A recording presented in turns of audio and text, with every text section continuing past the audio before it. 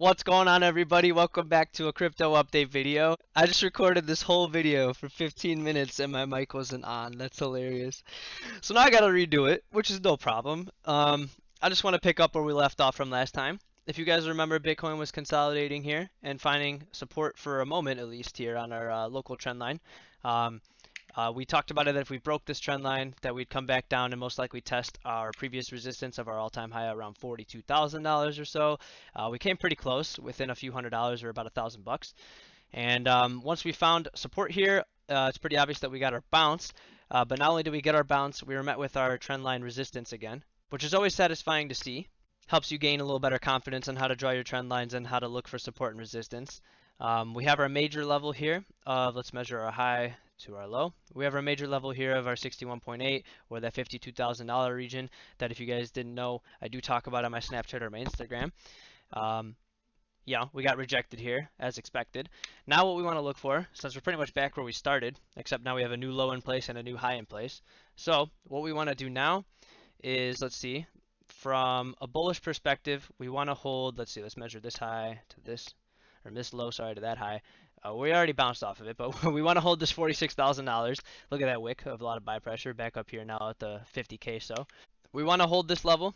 I don't know how likely that is, because to be honest with you, it's most likely that we're going to range here. If you just follow me here, let's just connect these lows. Let's just go ahead and connect these highs, try to make it as parallel as possible. Love the symmetry. You can see Bitcoin's probably just going to range here for a little bit. We already talked about that last time.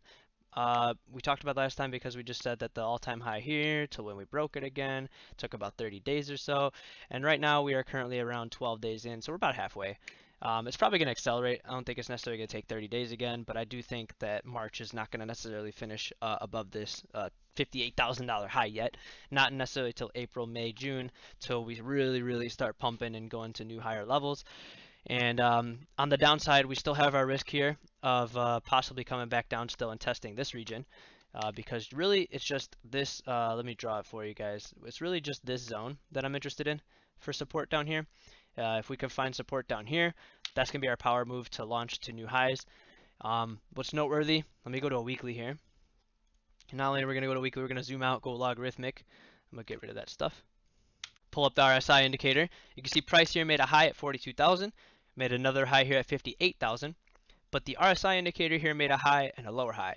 So we had some bearish divergence there, and you can see that it's definitely playing out because we have our little correction here.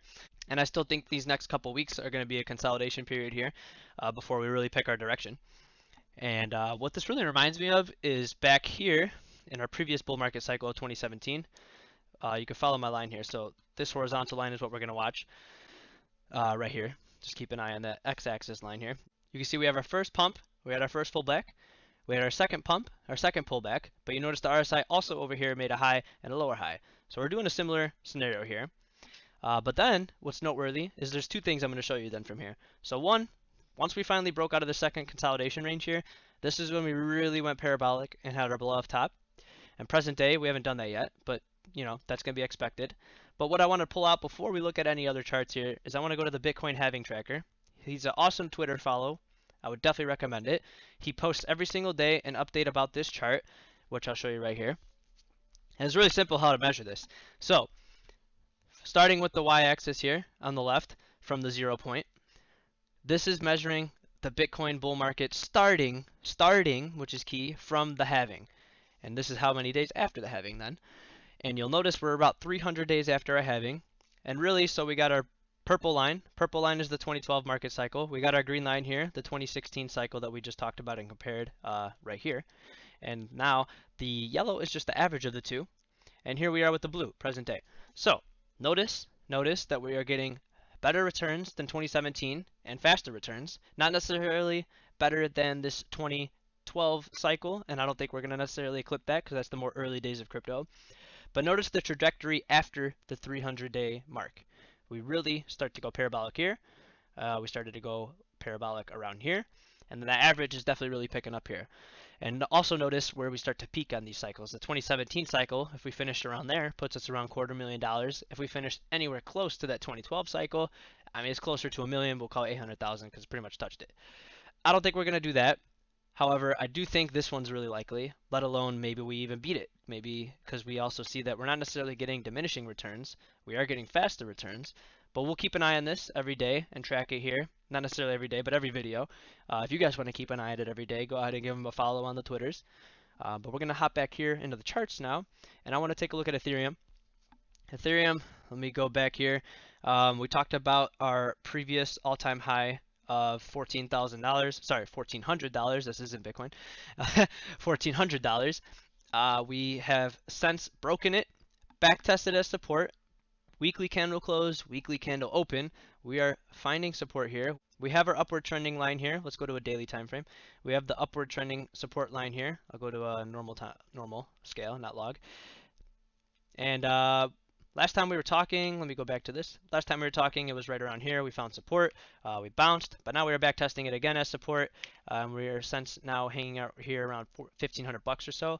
The bullish line I want to look at for Ethereum that we talked about last time, but just a little friendly reminder: 1,800 bucks, 1,700 bucks around this region here, closing above this region, and bullish as can be. This one is a little bit lagging behind Bitcoin as expected. It usually does so. But expect a nice double or triple coming soon. Always be prepared for the risk. If we lose 1,400 bucks, which I don't think is very likely, but if we do, we already talked about the scenario of seeing much, much lower, maybe even down to this $800 region, let alone, let me see, I think this was a 61.8 that we already touched. Yeah, look at how beautiful that is, how this works every time. We touched 61.8 right there, found support, now consolidating again. Yeah, we got a lot higher to go here for Ethereum, I believe. Let's go to XRP. XRP, talked about breaking the 50-cent region last time. A little bit of a bearish event there, but we also talked about 40 cents. We said watch 40 cents for support. We broke 50 cents, came to 40 cents. Now here, back tested 50 cents as resistance, also as expected. So I would also imagine some chop here. We probably have some time. Probably could still accumulate in this mid to low 40-cent region if you're still interested. And then also, let's always be aware, if we break this 40-cent line, that we will definitely most probably come back down to this 30-cent region, let alone this trend line that we've been following for a little while here. For XRP, we want to see daily closes back above 50 cents, and more importantly, definitely above this like 60-cent region where we've had resistance a couple times, especially all the way back here, resistance again. So above 60 cents, really bullish, let alone 80 cents. When we zoom out, let's go to a weekly time frame here. Let's go logarithmic so you can see a little better. We need to get above 50 cents, need to get above 60 cents, let alone 80 cents, and then it's pretty much liftoff, just like normal. Bitcoin dominance is still hanging out around 60% or so. If we keep closing these weekly candles below 60%, 63%, whatever you want to call it, we will now be probably testing back down to this 57% or mid 50 region. That will be a nice run up for the altcoins. Let's go to the major stocks because everyone probably wants to know what's going on, why are they falling. Look at this weekly trend line. We'll even go to a monthly here. We've been finding resistance on this for quite a few months, all the way actually back through mid to end of 2018. And what's noteworthy, just like Bitcoin, we talked about divergence. We're still waiting for this bubble to pop here because look at this RSI. We have many, many lower highs, lower high, lower high, lower high, flirting with it right now. And we keep making higher highs here with the price. So eventually, if we finally see our rollover, let's just pretend the top's already in, a 50% drop or so, just like the other ones, puts us back to price action all the way down from 2015, 2016. So if you missed out on buying back here, we could probably still come back down here. If you look at our previous recessions, I actually still have this trend line in. Look at that, high, high, high, high, high. Look at all these lower highs on the monthly time frame. And yeah, we had our rollover here. Let's see what this one was. From the dot-com bubble, we popped about 48% from the 2008 financial crisis. With that, wow, that's a lot, 55, 56%. And here we are with all this crazy money printing going on. And that's why the stocks are doing really, really well right now until they're not, just like Bitcoin.